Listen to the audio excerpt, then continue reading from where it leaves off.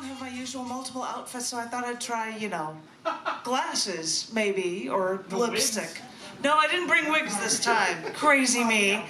But I feel really comforted because I think I freaked people out the last time I came around because the book Testament, the first half, is all post-Roe v. Wade poetry because I'm in a southern state and I'm seeing all of this repression going on really up close. And I don't think that people have the same appreciation for what this overturning and what these conservative judges has done. And then I go into the bathroom and I see a page that says, if you are looking for help and advice and abortion stuff, and I'm like, okay, maybe people are understanding here that this is an issue as well. So I feel a little bit better at least seeing a poster of people showing concern for people that are going through this stuff. I say this all because I'm going to read to you two poems. First one is long and it is for Texas. And I haven't read it in Texas, but I thought it would be appropriate, and I hope you like it. And it's called 50 Years of Freedom and Independence. On the 22nd of January in 1973, the U.S. Supreme Court ruled 7-2 that unduly restrictive state legislation on abortion is unconstitutional. Texas statutes criminalizing abortion violated a constitutional right to privacy, implicit in the liberty guarantee of the Due Process Clause of the 14th Amendment. What I wanted to point out to you is that a Texas woman was forced into these restrictions, and the Supreme Court agreed that the state could not intervene with the first, and in many cases, second trimester abortions, or abortions when a woman's life was in danger. 50 plus years ago, a woman protested Texas's repressive laws against women, and won. So, in Texas, they tried to repress women's rights. On 1/22/73, a trial started by a woman in Texas gave women some of their rights back. In 1992, the Supreme Court made it clear that restrictions on abortion are unconstitutional when placing an undue burden on the person seeking the abortion before the fetus is viable. The court even said in 2020 that a Louisiana statute, which was almost identical to Texas's 1970s attempts, was also unconstitutional. But in 2018, Mississippi state law banning most abortions was passed in the hope that the Supreme Court, approaching 50 years later with conservative justices, would overturn Roe v. Wade with Dobbs v. Jackson, which was only about whether bans on all pre-viability abortions are unconstitutional. In February 2022, a leak from the majority opinion from Justice Samuel Alito wrote that the court had voted to uphold this Mississippi law and overturn Roe v. Wade by June of 2022.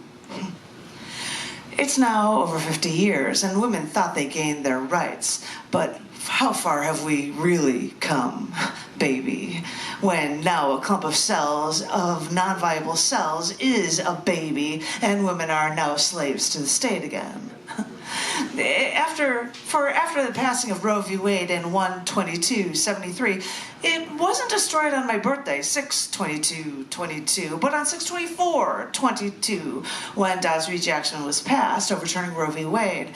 As soon as it was passed, 11 states' trigger laws restricted or banned abortions immediately after the elimination of Roe v. Wade and the subsequent banning of women's rights.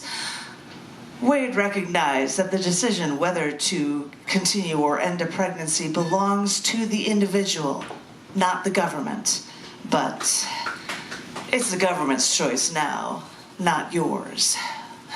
Thank you to the states that want to take away the rights of the individual, the living, breathing individual, to give to a clump of cells no larger than a paper clip.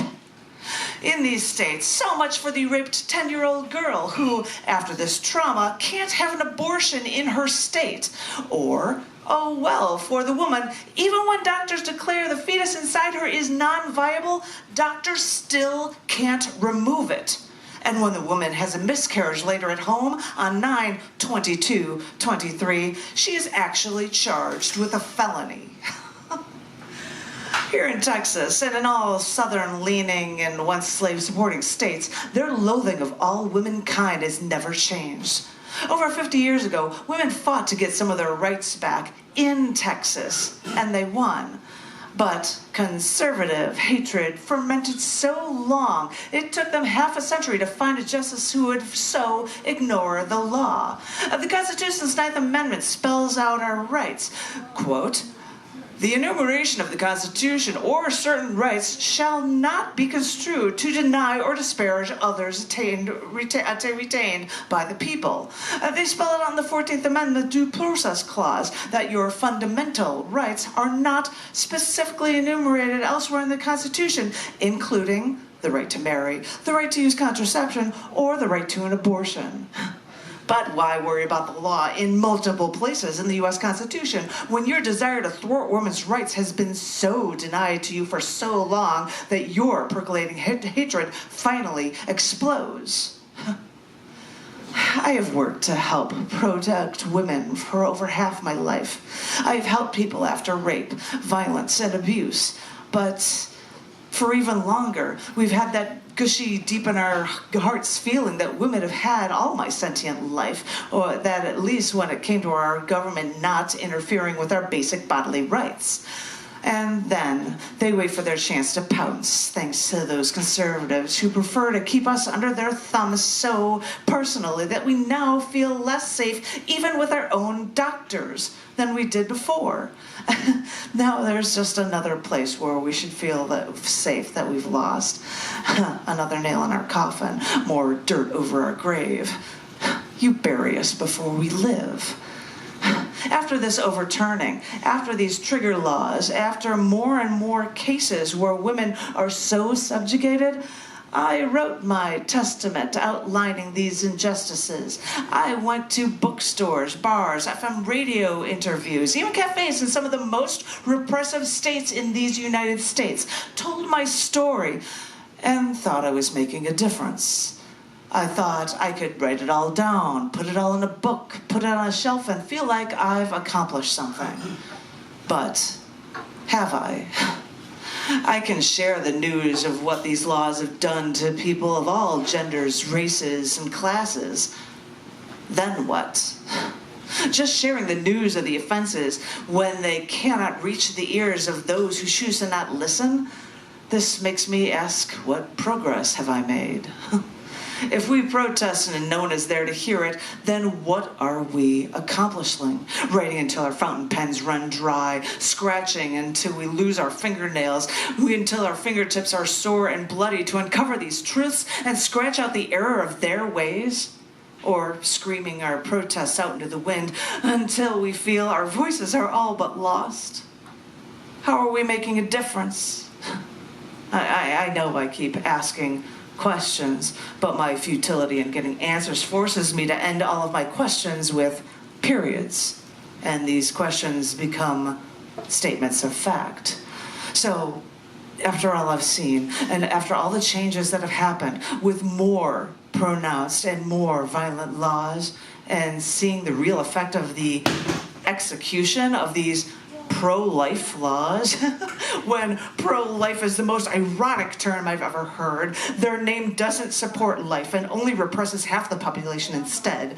But after seeing these changes, I am loath to say that even though they took our rights away, our only choice is to fight to take it back any way we know how.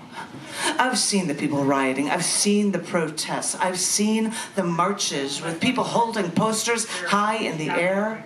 I've seen the articles. I've seen the books. And still, it seems, after all this time, that our resistance is futile. But what choice do we have? Who knows? We just can't give up, because someone, maybe, someday, will eventually listen. That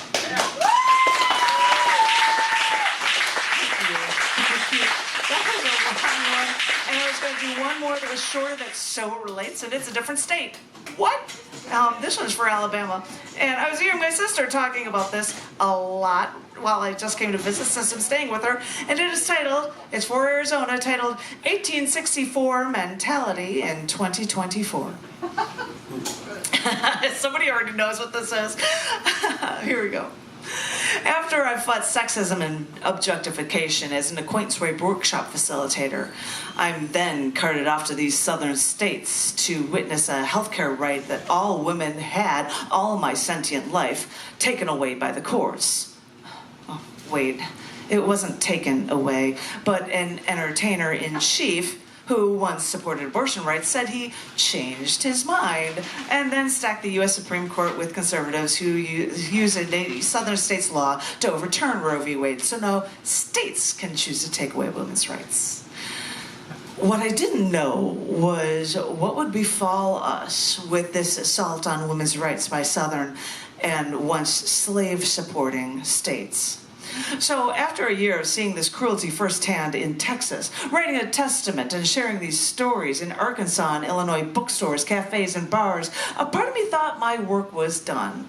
But what did I accomplish when shouting from rooftops and publishing a book you hope someone will read won't change the mind of any Christian zealots who believe in life at conception, though neither their government nor their church agrees? So yeah, I probably didn't imagine I was alone, but when I recently saw a t-shirt that said, "There goes Arizona, trying to out-Florida Texas," that's when I realized that we all know that this has gone too far. Because I could rattle on about religious people being the cause of this catastrophe for women, but remember when I dropped that hint earlier about slavery? Well, even though Arizona wasn't a state until 1912, back then they were Confederate Arizona. For in 1864, as in the drafting age of 18 and the Beatles crooning that song, "When I'm 64." Now I just want to sing 1864. I'm sorry. But right smack dab in the middle of that their Civil War, that is when they passed a law that all abortions were illegal, except if the woman's life was in danger. Now, this antiquated law was blocked since Roe v. Wade, though some Republicans in political office in Arizona, on record, said they're pleased to be in a state where this law exists. But now, thanks to that splendid, devious Roe v. Wade overturning, one Republican pushed to reenact it. Now, remember, this law was made during the Civil War, before women gained the right to vote. That was 1919, long before women could have had a say in this, though what difference would that make since even women in religion and politics now support this law? But fine, talk about health instead and support a law that was enacted before penicillin was even discovered in 1928. Why not use laws so old without health knowledge? But wait a minute, I'm not here to tell you to be a slave supporter or to be religious or conservative, as this has just rattled my brain too much. Good, I praise science that I can't have shaken baby syndrome. But what should catch your eye is that far-right types have supported this repression until everyone votes against it. And then they realize it's approaching election time. That's when the headline news stories come out. Arizona Republicans denounce revival of 1864 Arizona ban, from The Guardian. Republicans splinter over repeal of 1864 abortion ban, from the New York Times. Or ABC News is ignoring Trump. You know, I'm not even going to continue that one, because even Trump wants to seem more moderate to help increase his base in an election year.